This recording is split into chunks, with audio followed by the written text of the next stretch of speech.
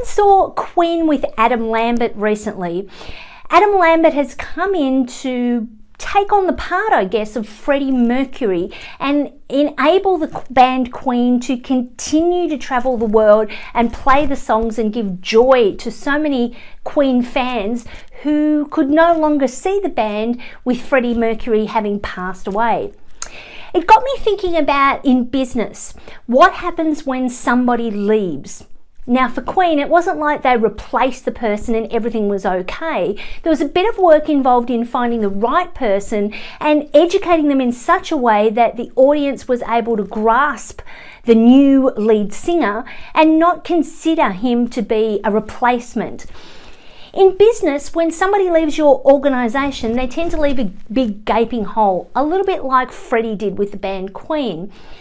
Now, what can happen when somebody leaves an organisation and they leave a gaping hole is they take a whole lot of intellectual process with you.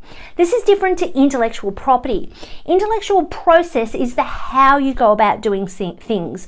So in every organisation, there's usually one or two people that are the go-to people that people go to for graphs or for pivot tables or macros, or it might just be relating to putting together an internal process. So my question to you is, what measures do you have in place to ensure that, like Queen, you can have longevity beyond when somebody who perhaps has a whole lot of intellectual processes and capital sitting up here between their ears leaves your organisation? You don't want to be left stranded high and dry.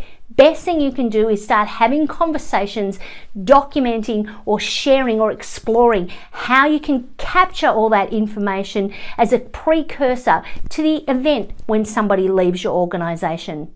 That's one way that you can continue to be productive even with changes in your work and business team.